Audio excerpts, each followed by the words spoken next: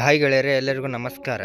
MS Dhoni ದಾಖಲೆ ಮುರಿದ RCB ಮಾಜಿ ಆಟಗಾರ ಮತ್ತು MS ಧೋನಿ ದಾಖಲೆ ಮುರಿದ ಆಟಗಾರ ಯಾರು? ಹಾಗಾದರೆ ಸುದ್ದಿಯ ಸಂಪೂರ್ಣ ಮಾಹಿತಿ ಏನು? ಹೀಗೆ ಇದರೆಲ್ಲದರ ಬಗ್ಗೆ ಹೇಳುತ್ತೇನೆ. ವಿಡಿಯೋ ಸಂಪೂರ್ಣವಾಗಿ ನೋಡಿ. ಅದಕ್ಕೂ ಮುನ್ನ ನೀವು RCB ಅಭಿಮಾನಿಗಳಾಗಿದ್ದರೆ ಈ ವಿಡಿಯೋಕ್ಕೊಂದು ಲೈಕ್ ಮಾಡಿ ಮತ್ತು ಇಂಥ ಹೊಸ ಅಪ್ಡೇಟ್ಗಳಿಗಾಗಿ ನಮ್ಮ ಚಾನಲನ್ನು ಸಬ್ಸ್ಕ್ರೈಬ್ ಮಾಡಿ.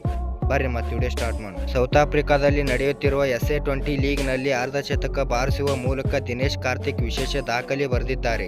ಅದು ಸಹ ಮಹೇಂದ್ರ ಸಿಂಗ್ ಧೋನಿಯ ಹೆಸರಿನಲ್ಲಿದ್ದ ಸಾರ್ವಕಾಲಿಕ ದಾಖಲೆಯನ್ನು ಮುರಿಯುವ ಮೂಲಕ ಎಂಬುದು ವಿಶೇಷ. ಸೌತ್ ಆಫ್ರಿಕಾ T20 ಲೀಗ್ನಲ್ಲಿ 26ನೇ ಪಂದ್ಯದಲ್ಲಿ ಪಾರ್ಲ್ ರಾಯಲ್ಸ್ ಪರ ಕಣಕ್ಕಿಳಿದ ದಿನೇಶ್ ಕಾರ್ತಿಕ್ ಜೋಬರ್ಗ್ ಸೂಪರ್ ಕಿಂಗ್ಸ್ ವಿರುದ್ಧ 39 ಎಸೆತಗಳಲ್ಲಿ 3 ಸಿಕ್ಸ್ ಹಾಗೂ 4 ಫೋರ್ಗಳೊಂದಿಗೆ 53 ರನ್ ಬಾರಿಸಿದ್ದಾರೆ. ಈ ಅರ್ಧ ಶತಕದೊಂದಿಗೆ T20 ಕ್ರಿಕೆಟ್ನಲ್ಲಿ ಅತ್ಯಧಿಕ ರನ್ ಬಾರಿಸಿದ ಭಾರತದ ವಿಕೆಟ್ ಕೀಪರ್ ಎನಿಸಿಕೊಂಡಿದ್ದಾರೆ.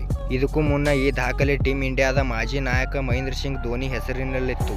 T20 ಕ್ರಿಕೆಟ್ನಲ್ಲಿ ಈವರೆಗೂ 342 ಇನ್ನಿಂಗ್ಸ್ ಆಡಿರುವ ಧೋನಿ 28 ಅರ್ಧ ಶತಕದೊಂದಿಗೆ 7432 ರನ್ ಬಾರಿಸಿ ಈ ದಾಖಲೆ ನಿರ್ಮಿಸಿದ್ದಾರೆ. ಇದೀಗ ಈ ದಾಖಲೆಯನ್ನು ದಿನೇಶ್ ಕಾರ್ತಿಕ್ ಮುರಿದಿದ್ದಾರೆ. ದಿನೇಶ್ ಕಾರ್ತಿಕ್ ಈವರೆಗೂ 362 T20 ಇನ್ನಿಂಗ್ಸ್ ಆಡಿದ್ದು, ಈ ವೇಳೆ 35 ಅರ್ಧ ಶತಕದೊಂದಿಗೆ ಒಟ್ಟು 7504 ರನ್ ಕಲೆ ಹಾಕಿದ್ದಾರೆ. ಈ ಮೂಲಕ T20 ಕ್ರಿಕೆಟ್ ಇತಿಹಾಸದಲ್ಲಿ ಅತಿ ಹೆಚ್ಚು ರನ್ ಬಾರಿಸಿದ ಭಾರತದ ವಿಕೆಟ್ ಕೀಪರ್ ಬ್ಯಾಟರ್ ಎನ್ನಿಸಿಕೊಂಡಿದ್ದಾರೆ.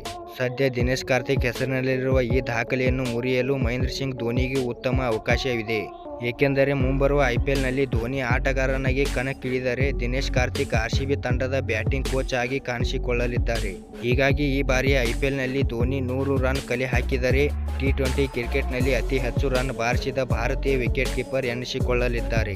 ಧನ್ಯವಾದಗಳು ಇಲ್ಲಿವರೆಗೆ ವಿಡಿಯೋ ನೋಡಿದ್ದಕ್ಕೆ. ವಿಡಿಯೋ ಹೇಗೆ ಆಗಿದೆ ಎಂದು ಕಮೆಂಟ್ ಮಾಡಿ ಮತ್ತು ಇಂಥ ಹೊಸ ಅಪ್ಡೇಟ್ಗಳಿಗಾಗಿ ನಮ್ಮ ಚಾನಲನ್ನು ಸಬ್ಸ್ಕ್ರೈಬ್ ಮಾಡಿ ಮತ್ತು ಹಂಗೆ ನಿಮ್ಮ ದೋಸ್ತರಿಗೆ ವಿಡಿಯೋ ಶೇರ್ ಮಾಡಿರಿ.